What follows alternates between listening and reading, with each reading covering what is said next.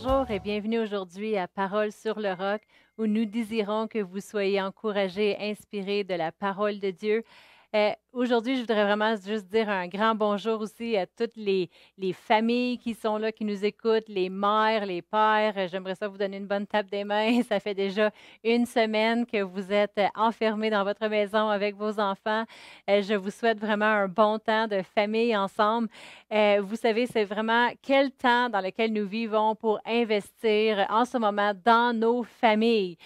Très souvent, on est occupé, on passe à travers la vie, les sports, et les devoirs, toutes les choses que nos enfants et notre famille doivent faire. Souvent, on est sur nos cellulaires, on continue de répondre et faire des choses de la maison qui est le travail. Et on a peu de temps à passer en famille. Et vraiment, ce processus nous fait ralentir un peu et dire, bon, là, on doit être plus présent à la maison, nos enfants sont là. Que faisons-nous maintenant? Je crois vraiment que c'est un bon temps d'investir dans nos familles. Amen. Vraiment, on est forcé à ralentir. Des fois, c'est difficile, puis des fois, même en ce moment, même moi, je m'attrape à la maison. On est en train de communiquer avec des gens de l'Église, avec des choses qui se passent dans le monde. On est en train de communiquer et mes enfants, ils sont là, ils disent, Maman, mets ton cellulaire de côté. Arrête de texter. On doit juste prendre le temps de ralentir, respirer et faire ce qu'on aime le plus et avec les gens qu'on aime le plus, notre famille. Mais la première chose vraiment en ralentissant comme ça qu'on doit vraiment porter attention, c'est investir du temps avec Dieu. Dieu, il reste numéro un dans notre vie. Et trop souvent, on a été vraiment occupés dernièrement et maintenant, on a peut-être plus de temps ou peut-être que vous travaillez de la maison puis vous dites, j'ai moins de temps, mais on doit continuellement dire, je vais investir dans ma relation avec Dieu parce que Dieu est numéro un et veut continuer à être numéro un dans notre vie. Vous savez, dans la société dans laquelle on vit, Dieu il a été enlevé de les écoles. Avant, il y avait de la prière dans les écoles. Maintenant, il n'y en a plus. Dieu a été tassé. Et souvent, il est tassé parce qu'on est trop occupé pour lui. Et on dit, tasse-toi, Dieu, j'ai pas besoin de toi. Et vraiment, on se croit trop occupé. Mais vraiment, on a besoin de Dieu dans notre vie et surtout dans les temps dans lesquels on vit. Dieu aurait dû toujours être là. Il aurait dû toujours être dans nos écoles et dans notre environnement de travail. Mais maintenant qu'on travaille de la maison, nos enfants sont à la maison, pourquoi pas laisser Dieu envahir notre maison et vraiment garder cette relation-là avec Dieu à chaque jour. Il y a des gens qui vont croire, pourquoi est-ce que Dieu il laisse ça arriver? Pourquoi est-ce que Dieu a fait ça? Mais ce n'est pas de Dieu où vient ce virus. Dieu ne fait aucune mauvaise chose. Il est un bon Dieu. Amen. Et c'est les gens qui l'ont repoussé disant, on n'a pas besoin de Dieu. Mais Dieu, lui, il veut venir. Il veut être dans notre vie, à la maison avec nous, avec nos enfants, même si on voudrait se tirer les cheveux et dire, bon, là, il devait être occupé avec des devoirs pendant 1 heure, mais je fais les devoirs avec eux. Qu'est-ce que je fais, Dieu? Dieu, il va être là. Il veut faire les devoirs avec vous, avec vos enfants. Amen.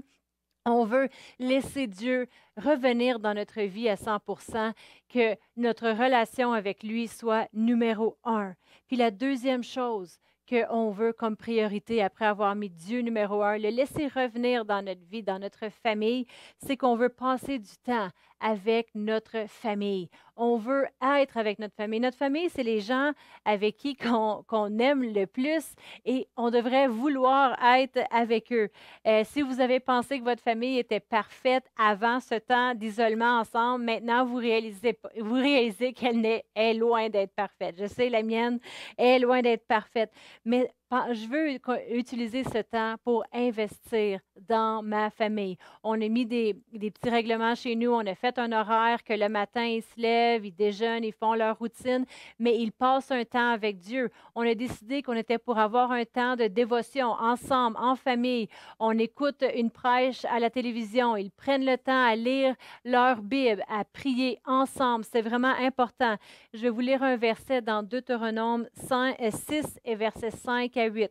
Ça nous dit, « Tu aimeras le Seigneur ton Dieu de tout ton cœur, de toute ton âme et de toute ta force. » Ça, c'est vraiment important que nous, en premier, on mette Dieu là, qu'on l'aime de tout notre cœur, de toute notre âme et de toute notre force. Puis il y a des gens qui vont s'arrêter là, puis ils vont dire, « Oui, j'aime Dieu de tout mon cœur, de toute mon âme, de toute ma force. » Ils vont se brancher avec des écouteurs, avec leur iPhone, écouter une prêche, puis ils s'arrêtent là. Mais le verset, il continue. Et puis, il nous dit au verset 6, « Et ces commandements que je te donne aujourd'hui seront dans ton cœur. » Et verset 7, « Tu les incluras à tes enfants. » C'est un commandement de Dieu qu'on les inclue à nos enfants, que ça n'arrête pas avec nous, mais à notre descendance. Et tu en parleras quand tu seras dans ta maison, quand tu iras en voyage, pas pour l'instant, amen, et quand tu te coucheras et quand tu te lèveras. On va en parler quand on est dans notre maison. Puis on est plusieurs d'entre nous dans notre maison aujourd'hui. On doit laisser entrer la parole de Dieu pour que nos enfants puissent avoir cette relation-là avec Dieu. Quand ils se couchent le soir, prendre le temps de prier pour eux, prendre le temps de ne pas être pressé, éteindre notre téléphone, investir dans nos enfants quand tu te coucheras et quand tu te lèveras. Tu les liras comme un signe sur tes mains, ils seront comme des frontaux entre tes yeux, tu les écriras sur les poteaux de ta maison et sur tes portes. On veut, pendant ce temps qu'on est isolé à la maison, on veut prendre le temps de remettre Dieu à 100% dans notre maison pour que nos enfants puissent le connaître et le voir agir, pour qu'eux aussi puissent placer leur confiance en Dieu, pour qu'eux aussi ne puissent pas avoir peur. L'entrée de la parole doit se faire dans leur cœur. Pourquoi pas investir dans ceux qu'on aime le plus? Notre famille. Et peut-être que vous avez joué au Lego, vous avez pris le temps de faire 15 bricolages, vous avez essayé, comme moi, d'enseigner le français quand que ce n'était pas nécessairement ma langue d'étude à l'école, comme vous pouvez voir. Puis vous avez le goût de dire, va donc jouer chez le voisin, va donc jouer ailleurs.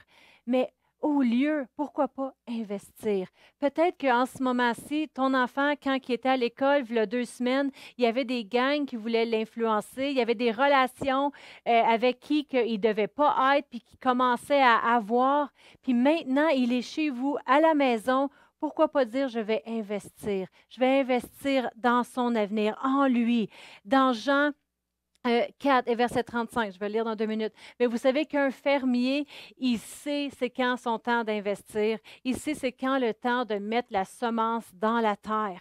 Il ne va pas se lever un matin, puis là, la terre est prête, tout le travail a été fait, puis là, il doit mettre les semences dans la terre, se lever puis dire, « Ah, ça ne me tente pas un matin, je vais aller me baigner, je vais aller à la pêche, je vais faire ça dans 6 mois, je vais faire ça plus tard, je vais partir en voyage, comme il ne devrait pas faire en ce moment. » Mais il va pas dire ça, non.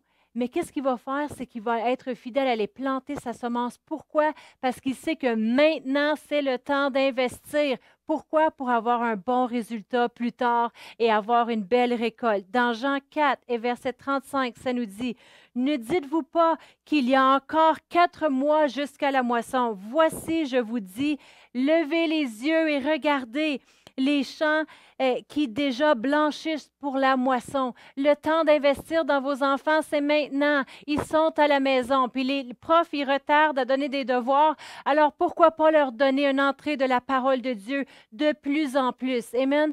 Et maintenant, c'est le temps d'investir dans leur vie. Vous savez, comme ma famille, on est tous loin à être parfaits. Mais une chose qu'on veut qu'ils sachent, on veut que nos enfants ils sachent que Dieu les aime et que nous, on les aime. On veut que nos enfants ils le sachent. Dans Acte 10 et verset 2, et je vais terminer avec ce verset, comme Corneille, il dit, et il craignait Dieu. Avec toute sa maison, il craignait Dieu. Il faisait beaucoup d'aumônes au peuple. Il priait en Dieu continuellement. Un dernier verset. Josué 24, 15, qui nous dit, « Et si vous ne trouvez pas bon de servir l'Éternel, choisissez aujourd'hui qui vous allez servir. Choisissez aujourd'hui. On ne va pas avoir peur, mais en tant que famille, qu'est-ce qu'on va faire? Moi et ma maison, nous servirons l'Éternel. Moi et ma maison, on va servir Dieu. Moi, je choisis d'investir investir dans mes enfants. Ils sont toujours là à me texter, à vouloir me parler. Même ma fille est venue ici aujourd'hui, puis elle dit, « Hey, moi aussi, je veux faire un film avec toi, maman. » J'ai dit, « Oui, OK, je veux que nos enfants, ils sachent qu'on les aime, qu'ils sont priorité dans notre vie, qu'ils sont l'Église de l'avenir, ils sont l'avenir de notre descendance. Pourquoi pas investir ce temps-ci dans leur vie? Amen. Je t'aime beaucoup.